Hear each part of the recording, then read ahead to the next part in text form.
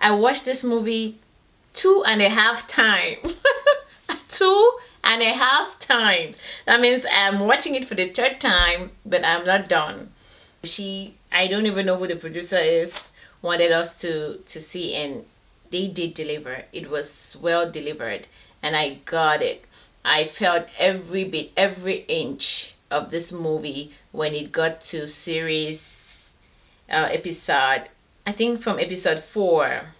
That's when this movie started for me. Well, at least that's when I started relating to the movie.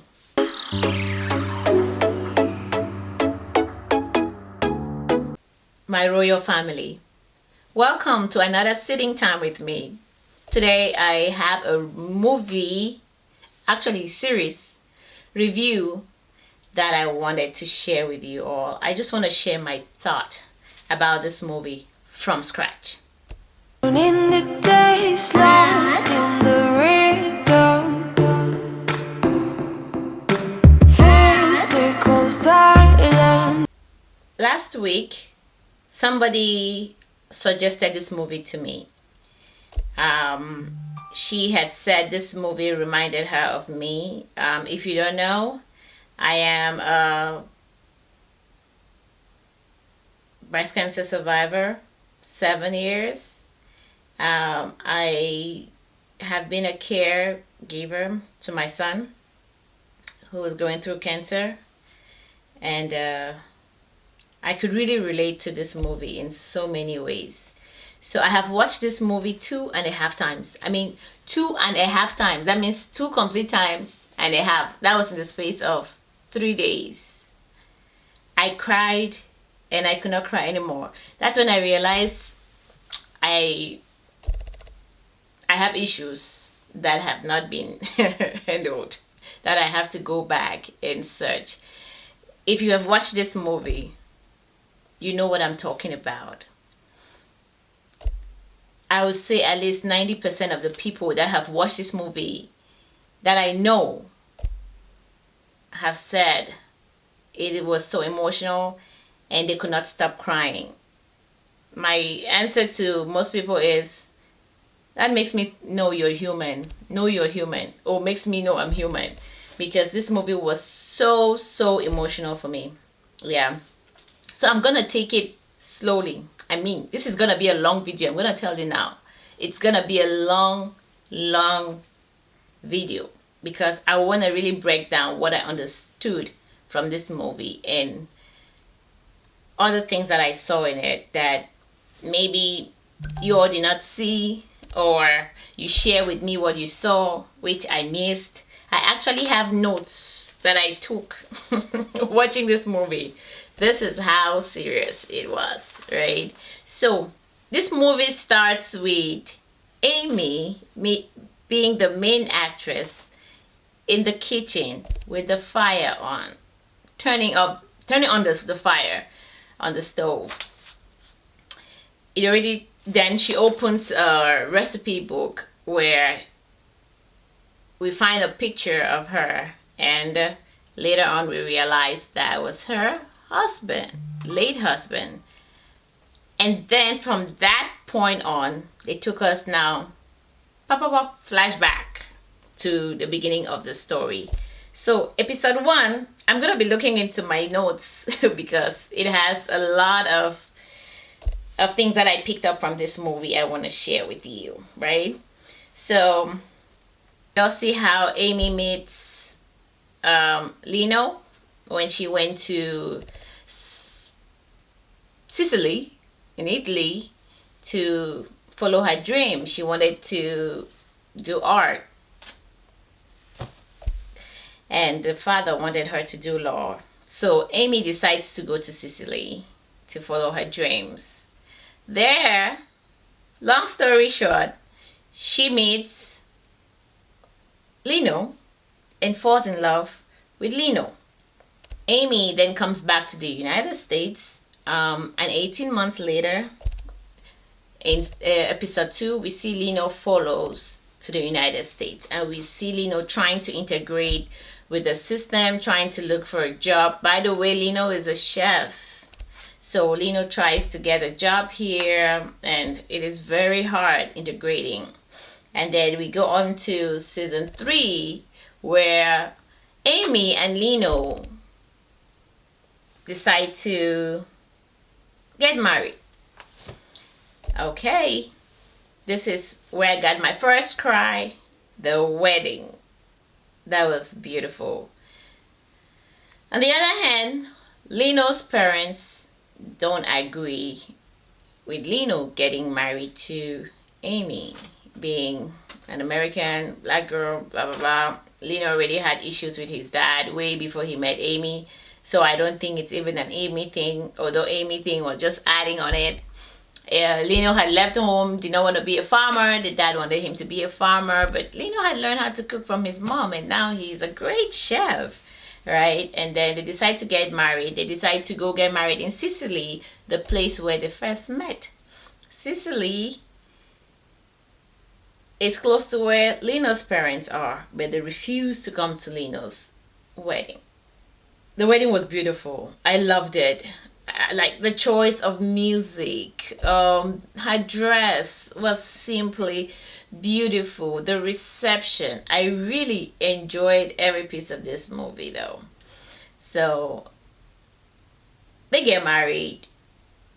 Long story short, Amy and Lino decide to go to Florence, where Lino's parents are, but still Lino's dad refuses to see Lino. But Lino's mom and sister and his niece came to see them at the hotel. They met, and then Lino and Amy finally moved back, traveled back to the United States. Then now we go to episode 4. Back in the United States, Lino finally gets to see the light at the end of the tunnel, right? He finds a place where he wants to open his restaurant. Lino decides to open his restaurant. He has an opening night that was very successful, and not long from that we see Lino limping. That was in episode 4. Lino's limping. Now Amy and Lino go to the hospital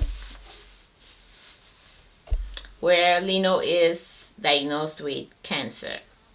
And this is when our heart starts breaking in this movie, because after we've seen Lino struggle, get a job, they closed down the restaurant where Lino was working, and then when it was just time for Lino to see the fruits, to get a smile on his face, being in America, being a newlywed, bam, something happens. Lino gets diagnosed with cancer. So we see Lino and Amy at the doctor's office. Immediately, the doctor tells Lino it's cancer. He suggests chemo for Lino. But mind you, what I picked up here, after he suggests chemo, the first thing the doctor asked Lino and Amy was, do you have kids? That's very important. That was very, very important in this movie, I thought. We know so far Lino and Amy don't have kids, so they said no.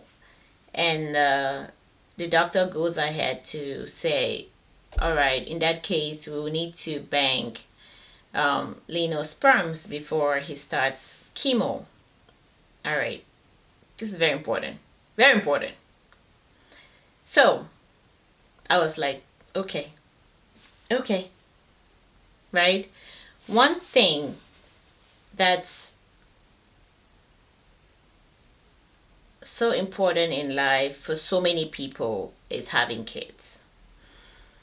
Sometimes it is more important to some people that it's really important more than the zeal to live, right?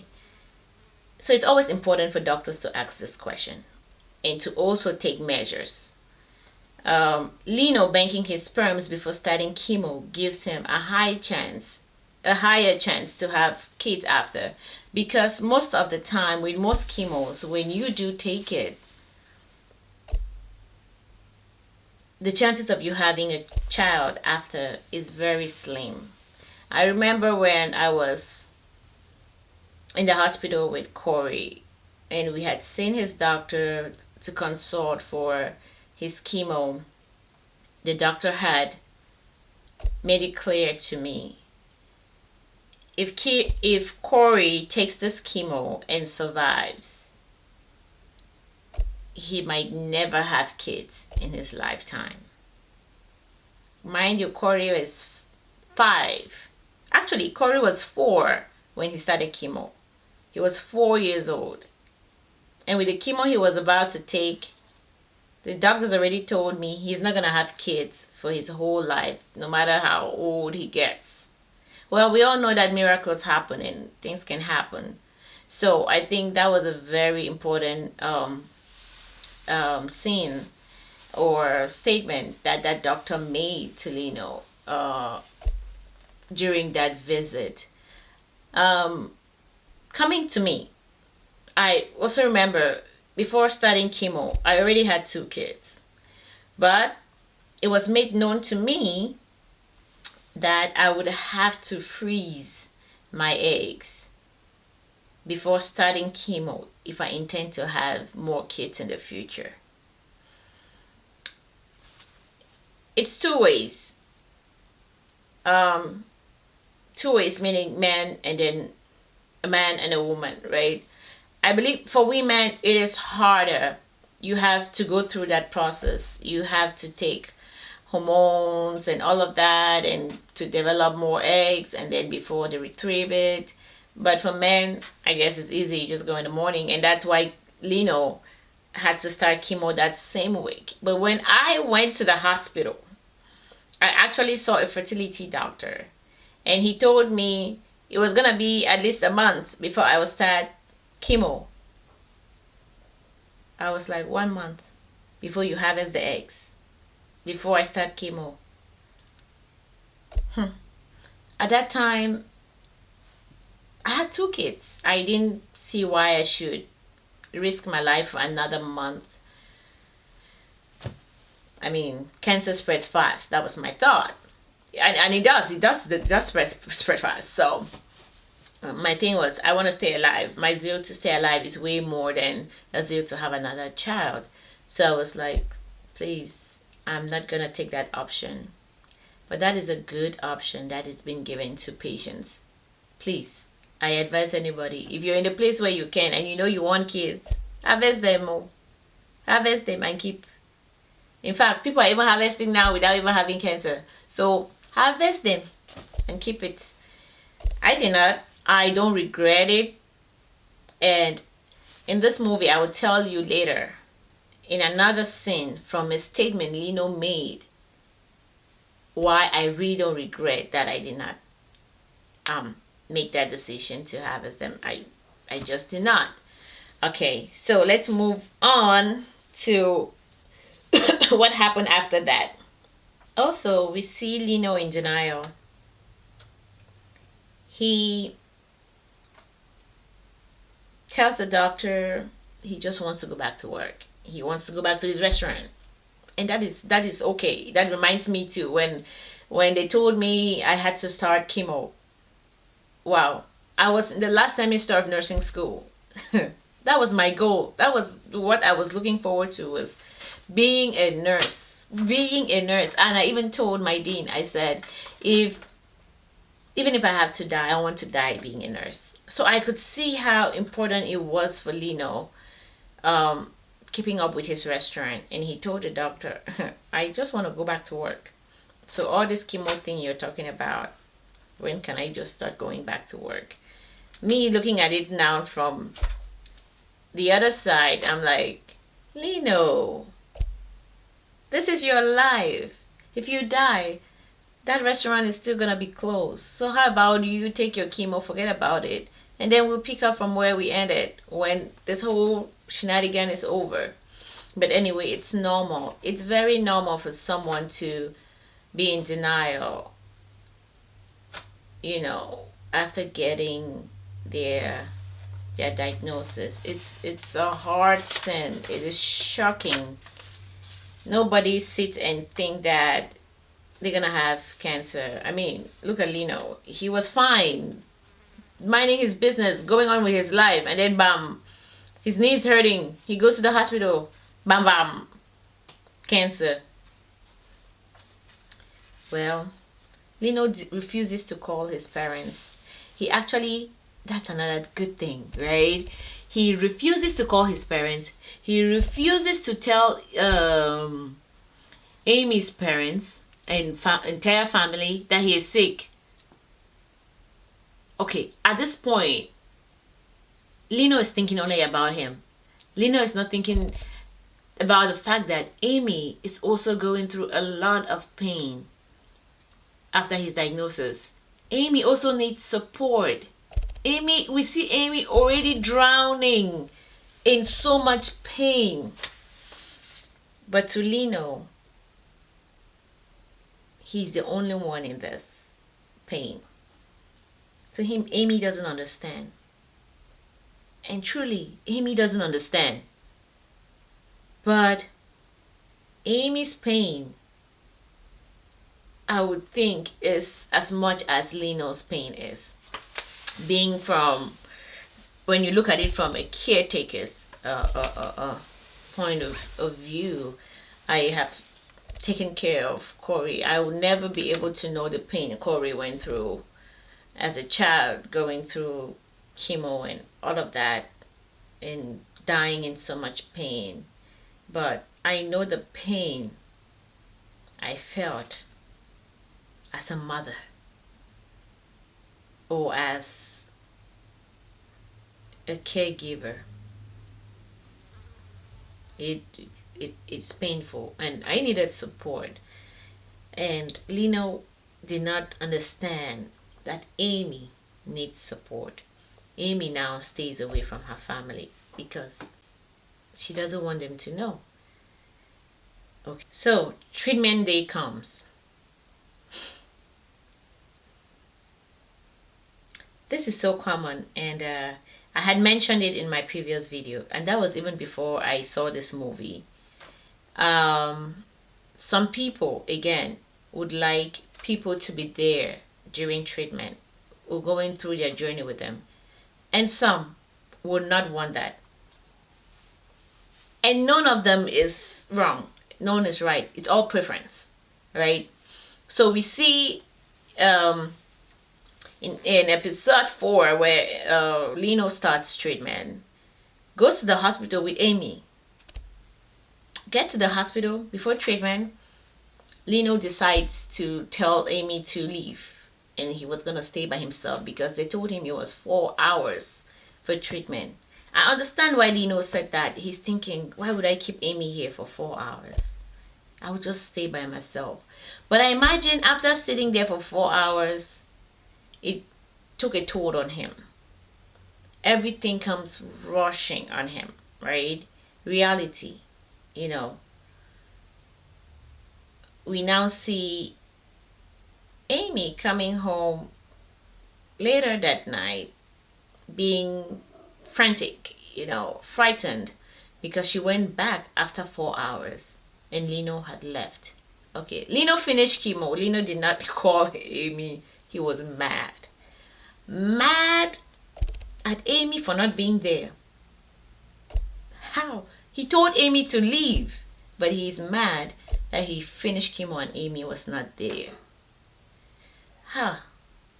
That's hard for Amy. That's hard to be in that position. You don't know what to do because somebody's telling you no, but actually he means yes. Gets home, he's so frustrated.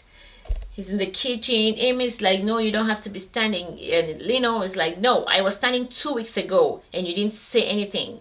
So why are you worried about it now? Amy was like, 2 weeks ago you didn't have cancer. Well, he did, but he was not diagnosed then. So Amy didn't know. But he's blaming Amy. Blaming game.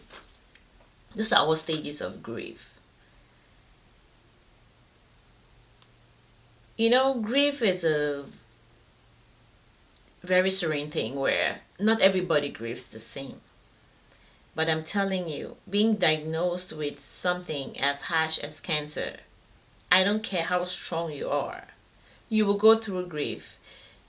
Accept it or not, you would go through grief. The worst one is, which did not even happen to Lino. I mean, for me, is when a part of you, I always say, you don't know pain or grief until a part of you is being taken out of your body. Then you know what pain and grief is. Yeah. Well, that didn't happen to Lino, but Lino was grieving. Now he was doing the blaming game. Blaming Amy. It was at this point that Lino finally accepted that he doesn't have the strength to go on with the restaurant because he was in the kitchen cooking, still blaming Amy and cooking, right? That's when he accepted he doesn't have the strength to go on. So he said, we're gonna close the restaurant. Amy helps him to the room. And this is a thing with adversity. When things like this happen to a family, to a couple, it really, really digs from the roots. Like your base, if your base is not strong, your foundation, you would either break or divorce or separate or whatever. But if your foundation is strong, it will bring you guys together. And in this movie, we saw that Amy and Lino started up, with a strong foundation. They were there for each other from day one. When adversity came, it struck them, it brought them closer. Even when Lino was throwing the blaming game, Lino was in denial, all of that, they still stood strong. That is hard to see. I'm telling you, it is hard. Another scene with this movie that was so significant to me was when Amy, now in this episode, goes back to her employer. An employer she had turned down an offer for a promotion and to even work there at the gallery a few weeks before Lino got diagnosed. She had to go back to that employer. And Amy, we see her in tears, begging to have insurance. This is not a laughing matter when you're in America and you're sick. I mean, with cancer.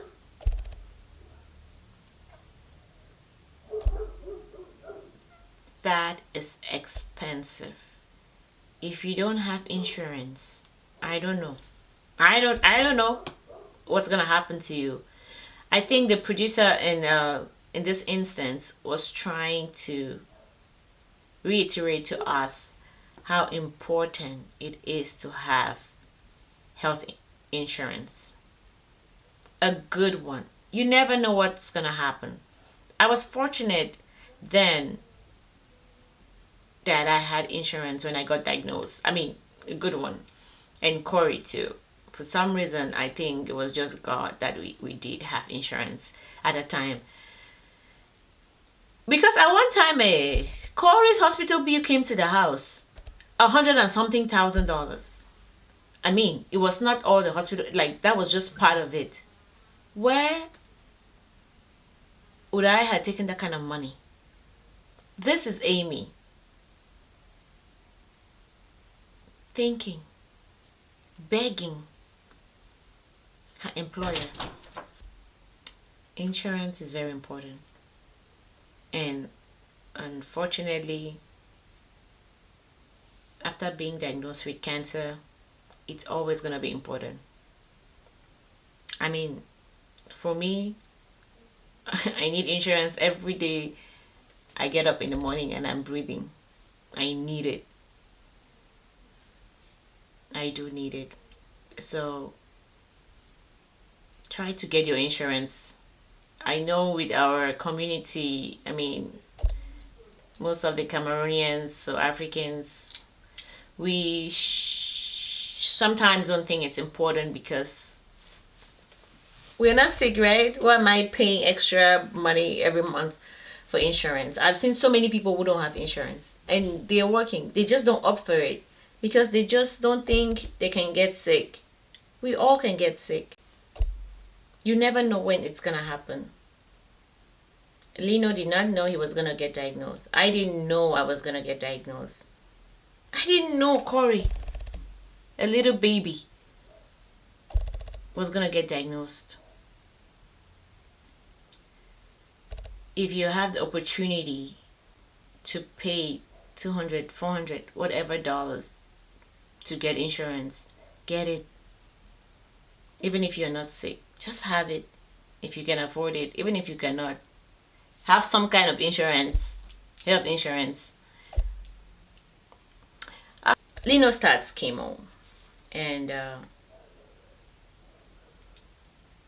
his hair starts falling off. That was emotional. His hair starts falling off, and Lino decides to shave it. Amy sat outside and he shaved his hair. It is so depressing for so many people to get up in the morning and you do this and it's all hair.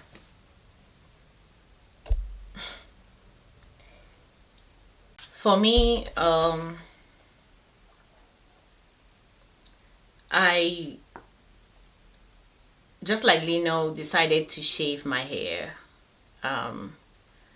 After a few days after my first chemo treatment, I was diagnosed. I started chemo, felt very sick after the first treatment, was admitted into the hospital. I still remember that was July 12. I came back home, or 13, July 13. No, July 10.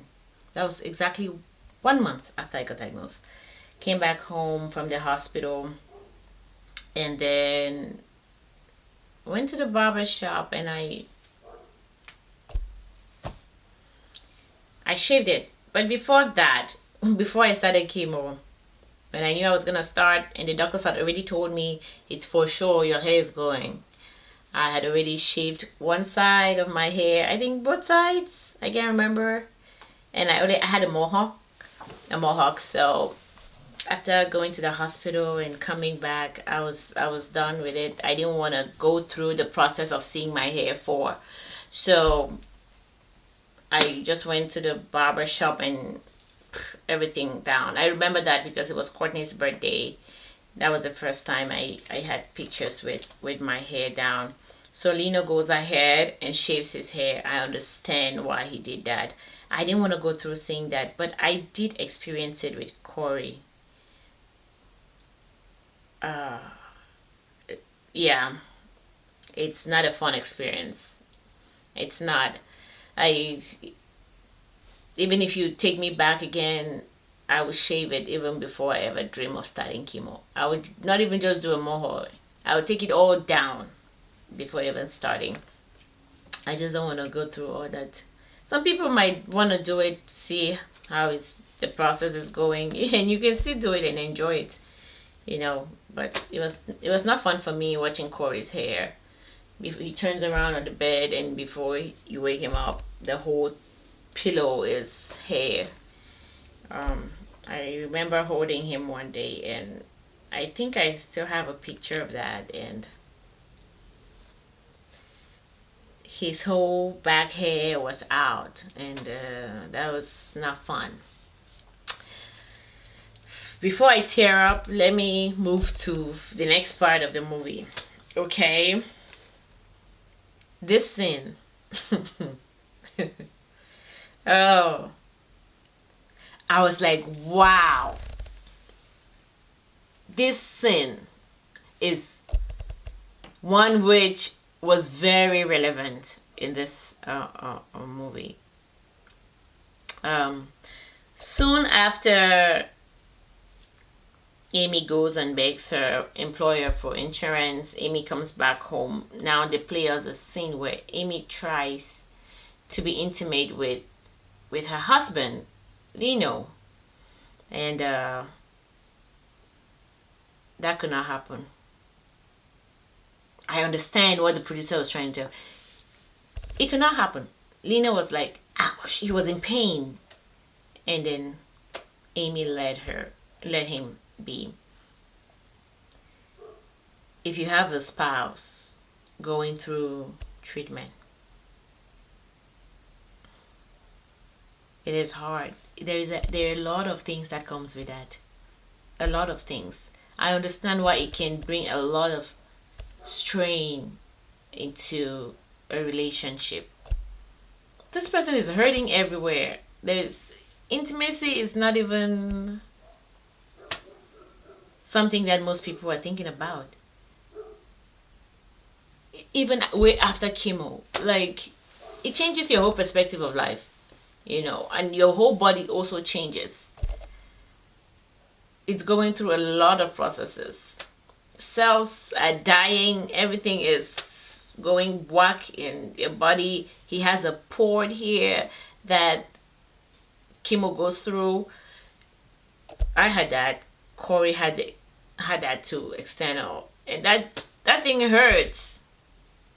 Imagine somebody just wanting to hug you and squashing that hurts. So I was happy that they threw that part in there to shed the light on how people are hurting. Intimacy is not a thing. It's a thing, but it's not that important for somebody going through chemo. For me, it wasn't important. It wasn't, because it wasn't. Imagine, the first day I put that port in, pain. I slept on the chair. I could not even lay down flat.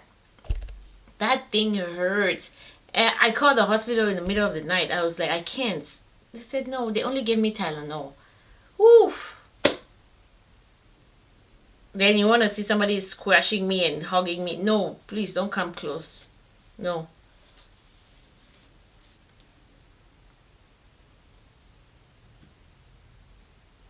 Yeah. We also see how Amy breaks down when her sister finally comes home and was like, I've not seen you in a while. Lino, I went through Lino's store and restaurant and it's closed. Anything the matter? Remember, they still didn't know anything was happening. And then Lino shows up in the back, immediately has a crisis and falls.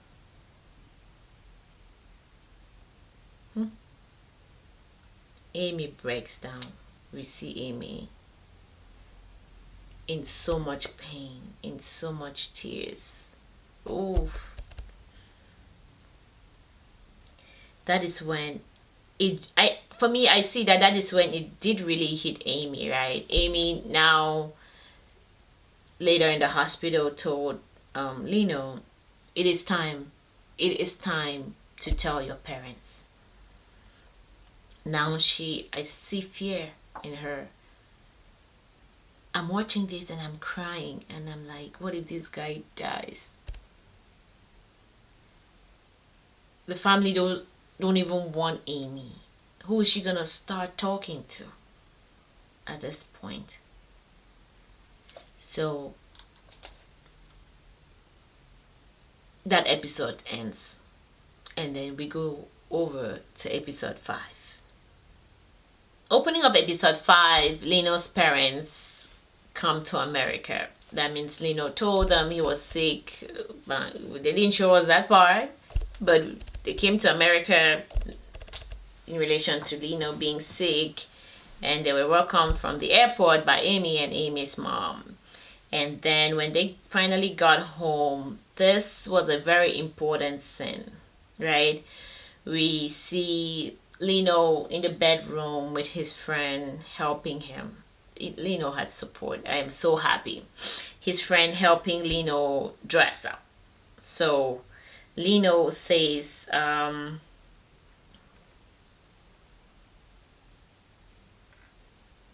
he's very skinny. So Lino is worried about his self-image. Wow. Yes, that is a big thing going through cancer. What are you talking about? Taking cancer, chemo during cancer, it goes both ways. Some people are on steroids, so they'll gain weight. Some people lose a whole amount of weight because they cannot eat. Appetite gone. Some people are throwing up all the time. Some people have diarrhea all the time. So weight loss is a big thing. Now I even look at my pictures. I was like, shoot, I was dying and I didn't even know. I didn't even know. I'm looking at me now. Then I'm like, wow, Gwen. Wow. But I didn't realize it, but Lino is realizing it. He's looking at the mirror and he's like, I'm so skinny. And his friend supports him by putting another layer of pullover, well, a sweater on top of him. So self-image is a big thing, and people are going through chemo. They don't feel beautiful at all. I was fortunate to have a lot of organizations here in the United States that fosters people going through treatment with beauty. So they give beauty products, facial creams, makeups. They have makeup classes that I attended and all of that just to build some self-confidence during the time of treatment. Just immediately after Lino says he's so skinny and his friend helps him put on something else, at least to make him look maybe more confident in himself, Amy opens the door to introduce or to announce that the parents are here. And what does Amy say? Amy says, hello, handsome. This is the first time in this whole movie series that Amy refers to Lino as handsome. They've been always calling each other amore. But this was very important, I think, to throw out there. One thing, if you have a spouse or a girlfriend or a loved one or a sister or a brother going through a treatment, one very important thing is reassure them how beautiful they look, because they just don't know it. They just don't know it. Teresa would agree with me. Some of the work we've done back in Africa, where we did the Look Good Feel Good program, and we had people who came and benefited from that event, where we did makeups and all that, and some people really, really appreciated it, and they verbalized how important that was to them and how beautiful that made them feel, that we reassured them by reinforcing their beauty in other ways that they had not. It is very important. It was very important that Amy came in and said, hello, handsome. In all my tears, that did melt my heart. I was like, oh, I wish someone had called me hello, beautiful, when I was sick. Well, just kidding. We also see his mom come in a few seconds after that and reassures Lino that she's gonna be here to take care of him, and she sings to him maybe a lullaby or a song. I would imagine it's a song she used to sing when he was young, and that just reminds me of any mom girl taking care of their child. It doesn't matter how old that child is or how young the child is. A mother's love is a mother's love. No mom wants to see their baby sick. It is so hard. You could see Lino's mom actually force him to lay down in bed, and Lino, first of all, he was like forming man, and later he succumbed and actually lay down, and his mom sang to him and reassured him she was gonna be here to take care of him. That was sweet. That just was just to bring out how mothers are. And it brings me back to me thinking of when Corey was sick, and I definitely did and would have given anything in the world, anything, to make him feel better. No mom want to see their kids in pain. So the night before surgery is the first time we see Lino actually verbalize to Amy and expresses his fears. He said, "I'm scared." Whew. First of all, let's agree that most of us, we don't even accept when we are scared. Talk less of men. They always want to form. But Lino, he was so vulnerable at that time, and he actually said, "I'm scared." And that is normal, to be scared. That's the big surgery. You don't know what they're going to tell you the next day. You don't know what you're going to. You don't know if you're coming back with half a leg, one leg, or if you're going to come back with two legs. It is scary. It is scary. I remember when Corey, he had, I think, 2 brain surgeries. And each time he had surgery,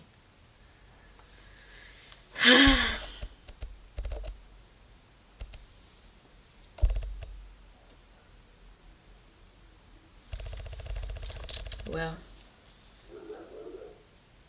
but I'm glad they did put it in there that it's okay to be scared. It is okay. It is okay. And it was okay for Lino to be scared. The day of the surgery was so sweet. We see Amy reassuring Lino how much she loves him and that he is more than a tumor. She goes ahead and takes a pen, big, and draws a heart over the knee that we're gonna have surgery on, and she writes there, "Amore," and that was so sweet. Those are very important things. I mean, all Lino needs at this time, it's nothing else but love and reassurance about who he really is, about what he has, about what is there for him to fight for. It was Amy and Amy and Amy and Amy alone. You know, Amy, she was just a sweetheart. An ideal partner everybody should be to their loved one being sick. Amy was. We're gonna come to Zora. Zora. That's Amy's sister. We're gonna come to that. So we see the whole family sitting outside, meaning Amy's family and Lino's family, waiting for for Lino to come out of surgery. We see how worried they are. I think most of us cried over this. We felt it, but when you're the one day waiting, it's not easy. It's not. Words cannot express it. I remember when Corey went in for his surgery, his first brain surgery. It took way longer than expected. Oh, Lino's one took shorter than they expect. I wanted surgery to be shorter, but you never know what short means.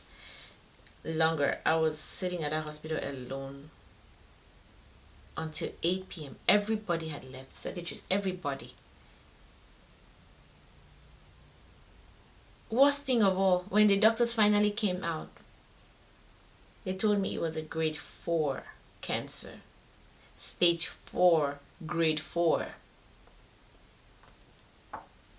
There was no worse. There's no other level to go. And then that was not it. The doctor told me they were not sure he was even going to talk when he finally wakes up.